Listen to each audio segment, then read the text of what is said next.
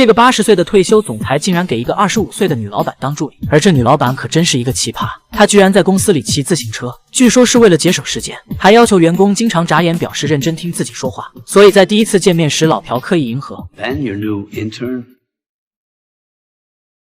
I'm not gonna have a lot for you to do. That's the truth. And you being assigned to me is kind of just for me to set an example for the rest of the team. 显然女老板并不看重老朴，留下他只是为了做样子。公司平均年龄30岁以下，老朴坐在年轻人中间显得有些格格不入。同事掏出充电宝 U 盘智能手机，老朴则淡定地打开老式公文包2支钢笔、旧版计算器，还有一副老花镜，甚至连公司配备的新款电脑他都不会开。右边的同事看愣了，只好尴尬地敲下键盘。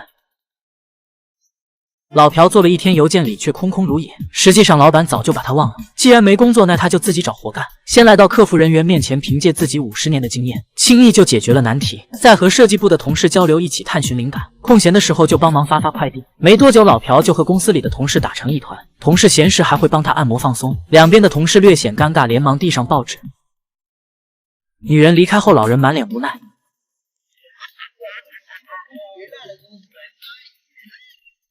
所有人都把老朴当成了宝，而老朴也十分珍惜这般来之不易的老年生活。苏珊注意到这个忙碌的小老头，感到有点不可思议，这助理怎么比自己还忙？可转眼看到桌子上那堆乱糟糟的文件，又不禁十分头疼。老朴注意到了这个细节，于是隔天一早，他提前半小时来到公司，将那堆杂物整理得干干净净。苏珊一进门就看到了焕然一新的办公桌。Brilliant! Thank you. Best thing that's happened around here all week.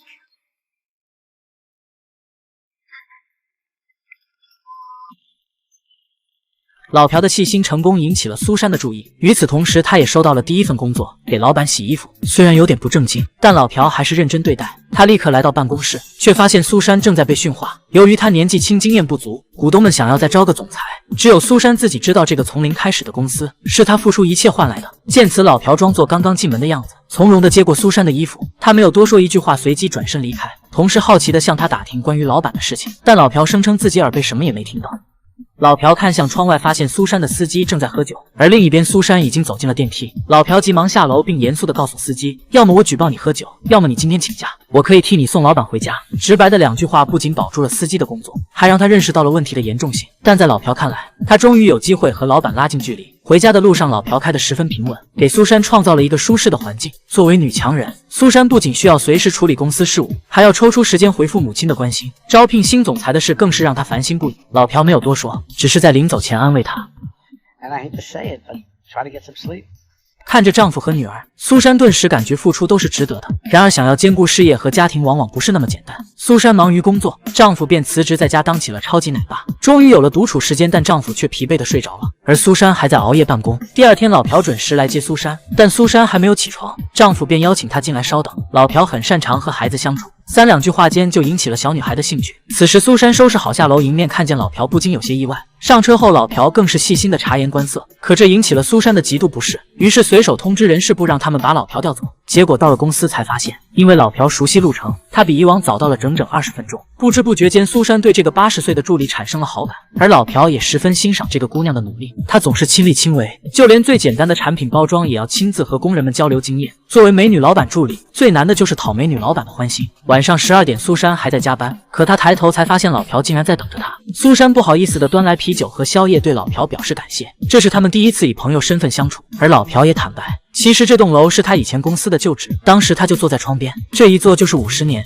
苏珊顿时惊讶万分，怪不得老朴那么熟悉来公司的路。她不禁开始钦佩老朴，也十分庆幸自己的助理竟然是个职场满级大佬。吃完饭后，老朴便把苏珊送回了家。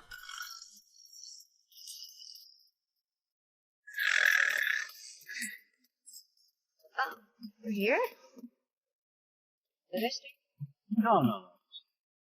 老朴再次装作耳背，苏珊也心领神会，笑着和这个贴心的助理告别。一直以来，家庭就是苏珊奋斗的动力，但渐渐的，苏珊也感觉到自己太忙，以至于忽视了丈夫和孩子。她小心翼翼地躺下，决定以后一定多抽出一点时间陪伴家人。隔天一早，苏珊信心满满的上车，却发现司机换人了。糟糕，昨天通知人事部把老朴调走了，而这个新司机根本不靠谱，他刚开动车子就差点酿成车祸。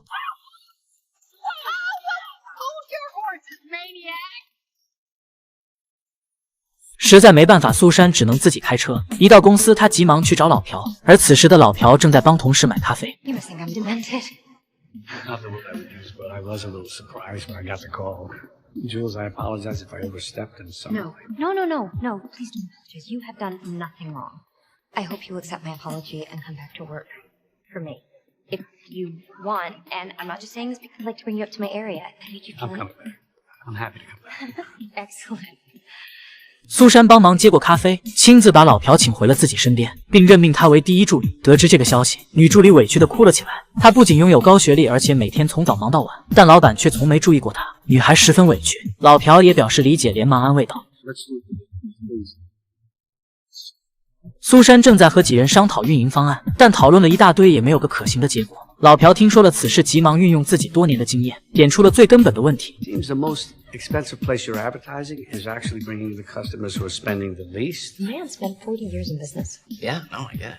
临走前，老朴不忘提起女助理，说此方案也有他的一份功劳。苏珊立刻心领神会，表示以后会多加重用。渐渐的，俩人配合的越来越好，公司进展也十分顺利。这天，老朴开车路过，却发现苏珊的丈夫和别的女人抱在一起。苏珊虽然在尽力弥补家人，可结果总是不尽人意。在这方面，即便多吃了几十年的油盐，老朴也无法给出最合适的建议。傍晚，他把苏珊的女儿接回家，从男人的话语中得知他深爱并且心疼苏珊，但有些事情总是无法两全其美。老朴更纠结了，他犹豫到底要不要告诉苏珊。刚想开口，可面对这个活泼能干的姑娘，他还是不忍心，最后硬生生把话憋了回去，脸也憋得通红。他跟着苏珊出差，在飞机上，老朴依旧支支吾吾，一举一动十分不自然。苏珊察觉到异样，还以为老朴不想来出差，她想要解释，但最后还是选择了沉默。入住酒店后，苏珊热情地邀请老朴聊天。安静的环境下，老朴终于将事情告诉了苏珊。What does that mean?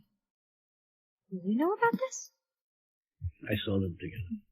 苏珊伤心地低下头。其实很早之前，她不小心看到丈夫的短信就开始察觉了，但因为招聘新总裁一直没时间处理家事，而她心里也明白丈夫曾是高学历人才，为了支持她的事业才放弃了更好的前途。她觉得愧对丈夫，所以无法主动开口。要是非得在公司和家庭之间做选择，她只能放弃一手创建的公司。而这次出差正是为了面试新总裁，等别人接手公司，她就有时间陪伴家人了。老朴表示不同意，并劝说她不能轻易放弃事业，毕竟做错的是她丈夫，而苏珊只是在追求自己的梦想，所以她没必要隐忍背叛。苏珊又何尝不知道自己在将就，可一想到女儿，她就心疼不已。一旦离婚，她只会更加忙碌，那后半辈子就要孤独终老了。看着苏珊如此悲观，老朴不禁开起了玩笑。 You can be buried with me and Molly. Happen to have space, okay? Thank you so much. I didn't think I didn't even want to hire you.